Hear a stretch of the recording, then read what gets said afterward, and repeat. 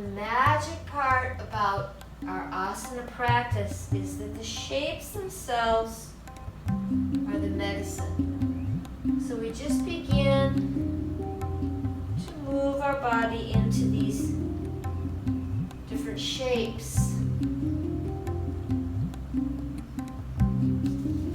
Let's thread the needle, reaching up to the sky, and thread. Exhale. And reaching up to the sky,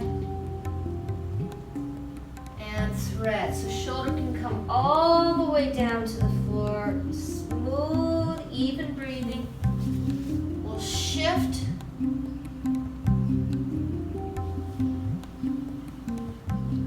your emotional state just by changing your body posture and changing the rhythm of your breath.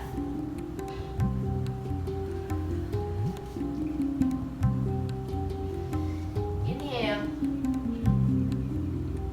Exhale. Thread the needle. One more. Exhale, thread the needle. And then coming into a child's pose. Just relax.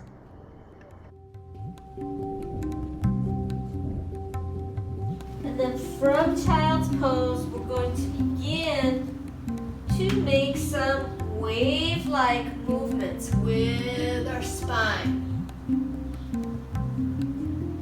So it's an amazing thing when changing our body posture, changing our breathing rhythm,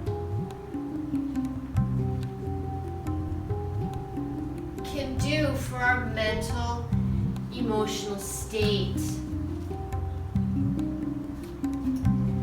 And I've discovered, and also the yogis of ancient times, long time back, discovered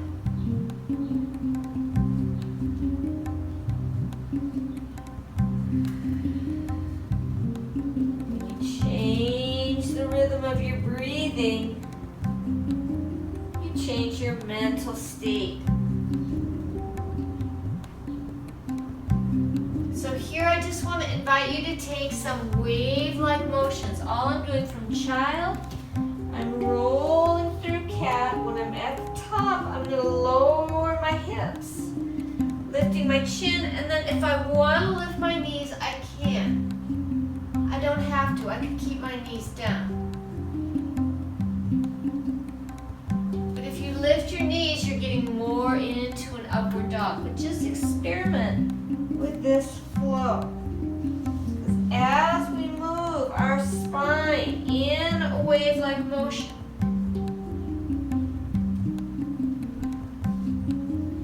we're stimulating a flow of chi, a flow of prana that can and will transform our consciousness, change our mood.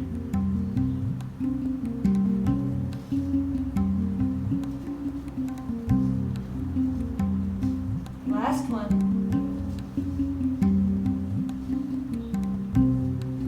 Inhaling at the top.